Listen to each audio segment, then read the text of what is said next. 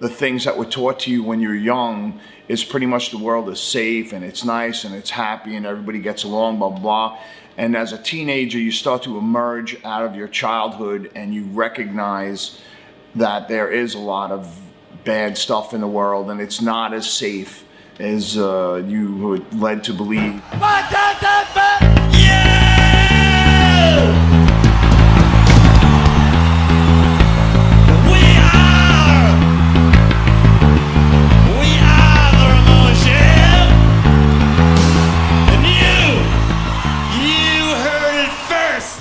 I think, like most kids, I never looked that far down the road. I always believed that anything I was doing when I was younger was temporary until I became a famous musician. I just knew that it was going to happen someday.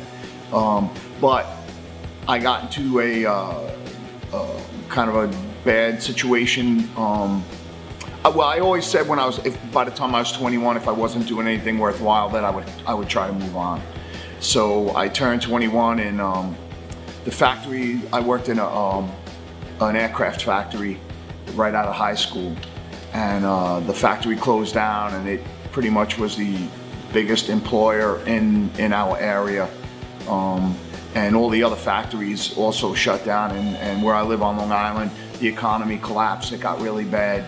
I was 20 years old working as a landscaper, cutting people's lawns. The club scene had taken a hit because people just didn't have the money to go out anymore. And I decided that I didn't want to live and die in my hometown, so I enlisted in the Marine Corps and I got out. And of course, 2 years after doing that, I got the audition for the Ramones. And it was exactly what I thought it was going to be like. I always believed I was going to do it. I mean, from when I was younger, I always pictured what it'd be like leaving on my first tour, looking out the plane window and taking off. And the first time I took off with the Ramones, it was exactly how I had imagined it. My first show with the Ramones, Leicester, England, September 30th, 1989. It's another big one.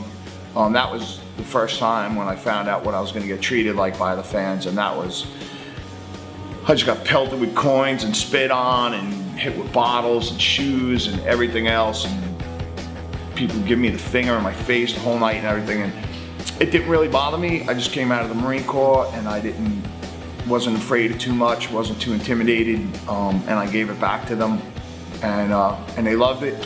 And by the end of the night, you know, they were chanting Dee Dee in the beginning of the night. By the end of the night, they were chanting CJ, and that's pretty much how it went everywhere I went.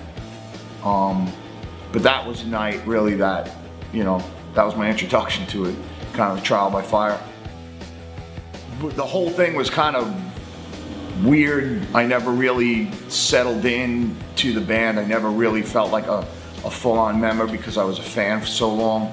I always had to walk the line with Johnny and Joey because they were always at odds, and I was kind of like the in-between guy there for a long time, you know, stuff like that. But the whole experience overall was great. 6,200 people sold out show.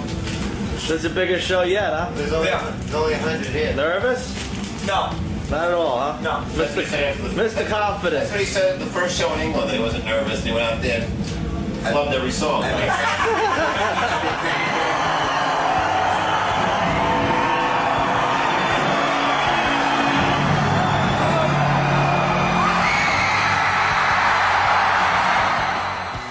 If I stick to my plan and I retire by 2020, it'll be I'll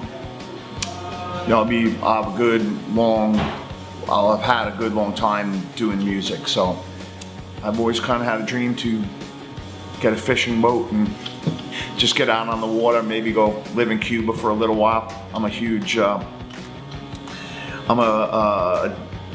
I grew up on an island, so I love to fish. So that's always been one thing that was in the back of my mind. And Cuba I got hooked on after reading Hemingway, so that's always kind of been there too, so I wouldn't mind trying that out.